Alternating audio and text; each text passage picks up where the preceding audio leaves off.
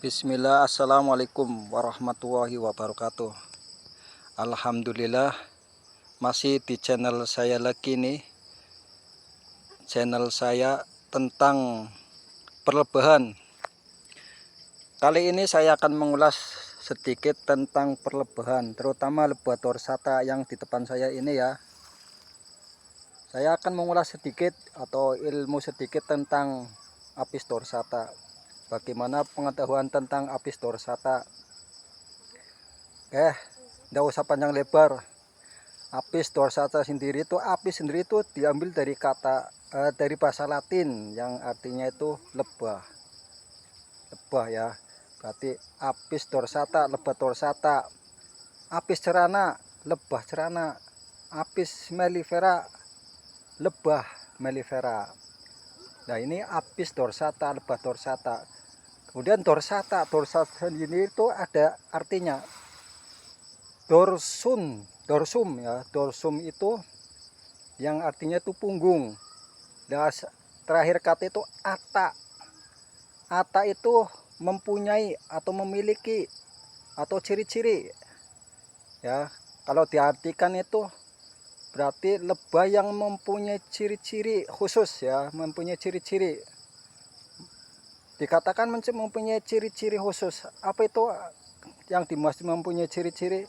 Ya, dengan ciri-cirinya dari fisiknya ya, fisiknya itu lebih besar daripada Apis mellifera atau Apis cerana ya. Dikhususkan ini lebih yang mempunyai punggung lebih besar dari kedua macam lebah Apis cerana dan Apis mellifera. Tadi kembali lagi Apis dorsata ya. Dorsata itu diambil dari kata dari bahasa Latin. Dorsum itu punggung dan ata itu memiliki atau mempunyai. Sana kamu jauh-jauh, jangan di sini. Tuh. Jangan deket-deket kamu. Bahaya. Kalau api enggak apa-apa. Kembali lagi ke fokus ke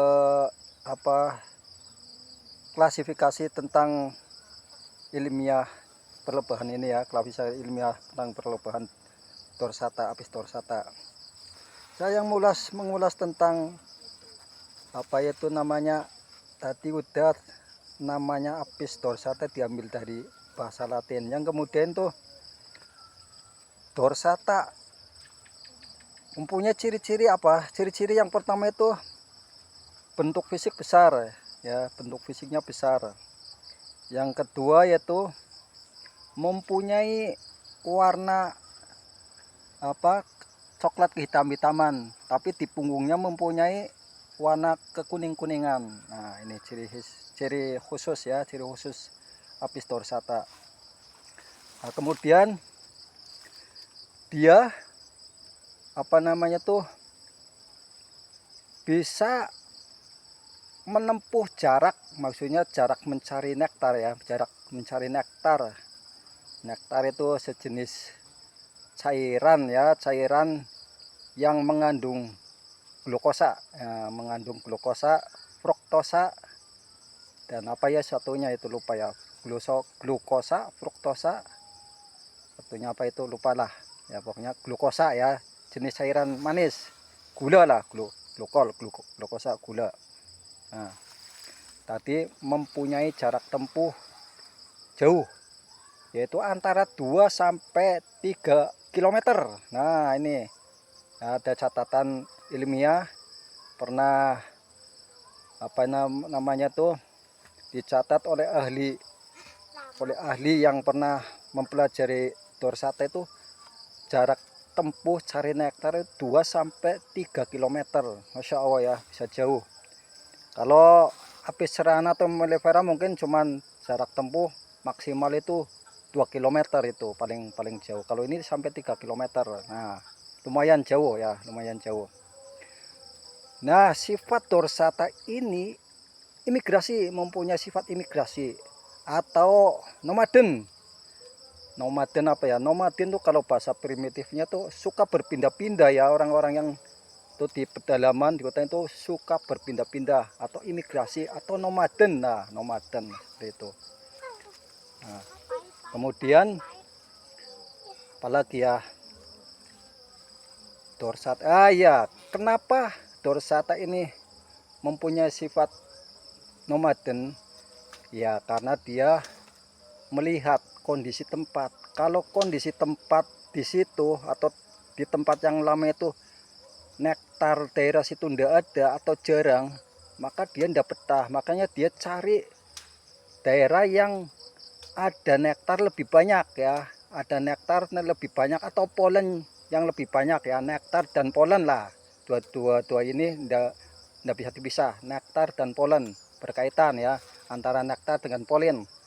Dia kalau daerah situ jarang nektar, dia berpindah. Makanya lebah ini tuh susah untuk diternak ya. Bisa diternak, cuman susah. Dia bikin sisirannya aja bisa sampai 1 meter lebih, makanya susah diternak. Nah, ini khusus lebah dorsata. Kalau mellifera atau cerana sih bisa ya, bisa diternak. Kalau ini ya masya Allah, karena dia bikin sisiran lebih dari 1 meter loh. Bisa, makanya bisa disebut dia tuh apa ya, lebah raksasa ya, lebah raksasa. Dia bisa bikin sisiran lebih lebar lagi ya. Kalau ini masih kecil ya, bisa ini lebih dari 1 meter bisa. Nah, sedikit aja lah untuk sekedar mengulas ilmu tentang dorsata dulu. Nanti insya Allah bisa kita ulas tentang cerana dan mellifera. Nah, ya yang terakhir, nah, sebutan di Indonesia ini dorsata ini ada yang menyebut lebah odeng, ada yang menyebut lebah gung. Nah, ada yang menyebut apa satunya ya? Ah, lupa itu satunya. Ya udah itu aja. Dua, ada yang nyebut gung, ada yang nyebut lebah odeng. Ya, kalau bahasa biologinya Apis dorsata. Nah, ini asal ya, negara yang yang banyak ya komunitas atau Apis dorsata ini berasal dari kebanyakan tuh Asia Selatan dengan Asia Tenggara. Nah, itu aja cukup. Terima kasih ya.